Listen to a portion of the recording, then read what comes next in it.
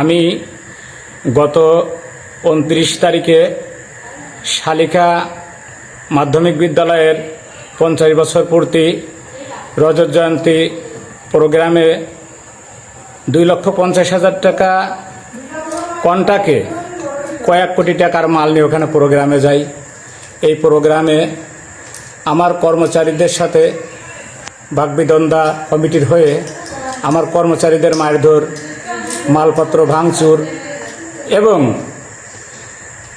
মালামাল লুটপাট হয়েছে। এ বিষয়ে আমি প্রশাসনের হস্তক্ষেপ কামনা করছি এবং আমার বাংলাদেশ ডেকোরেটর মালিক সমিতির প্রধান উপদেষ্টা জনাব ইউসুফ সাহেবকে আহ্বান করব এবং বাংলাদেশ ডেকোরেটর মালিক সমিতির সভাপতি জনাব আইয়ুব হোসেন মোল্লাকে আহ্বান করব এর একটা সুষ্ঠু বিচার না হওয়া পর্যন্ত সারা বাংলাদেশে ডেকোরেটরের কার্যক্রম বন্ধ রাখার জন্য অনুরোধ করব। আমি আমার এগ্রিমেন্টের অতিরিক্ত কাজের জন্য আমার কর্মচারীদেরকে বলা হয়, যেহেতু বর্ষা মৌসুম এবং ঈদের পরে অতিরিক্ত কাজের চাপ, আমার প্রায় 20 লক্ষ টাকার কাজ ছিল বিভিন্নখানে, সেখানে তাদের অতিরিক্ত কাজ করতে একটু বিলম্ব হয় আমার। এবং আমি বলেছিলাম যে আপনার অতিরিক্ত কাজ এখন করবেন, আমার মালপত্র যথেষ্ট পরিমাণ সাপ্লাই দিয়ে এত দূর অসম্ভব বিষয়। এ বিষয়ে আমার কর্মচারীরাও তাদের সাথে কথাবার্তা বলেছে যে আমরা আসলে ভাই এই মুহূর্তে অনেক কষ্ট হয়ে যাচ্ছে, রাতের পর রাত জেগে কাজ করছি, আপনারা এই অতিরিক্ত কাজ আমাদের টাকা দিলেও করা সম্ভব হবে না। তারা এই কথার উপরে ক্ষিপ্ত হয়ে আমার কর্মচারীকে মারধর করে এবং মালামাল ভাঙচুর করে। এ বিষয়ের উপরে আমি খুব নিন্দা জানাচ্ছি।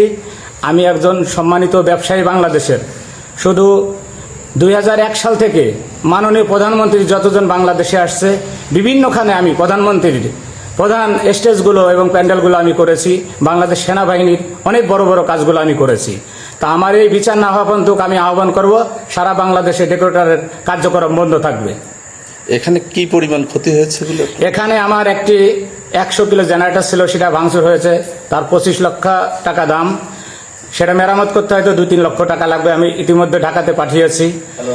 এবং আমার 210টা চেয়ার ভেঙেছে, তার দাম 85,000 টাকা।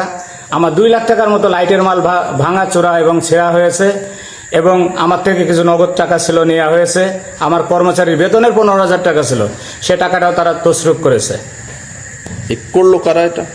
এইটা ওখানে অনিক নামের একটি ছেলে আছে, তার বাবা সাবেক চেয়ারম্যান মেরিত রেজাউল শিকদার, ওনার ছেলে করেছে এবং তার সাথে অজ্ঞাতনামা আরও কিছু লোকজন ছিল, আমি তাদেরকে ওইভাবে চিনি না।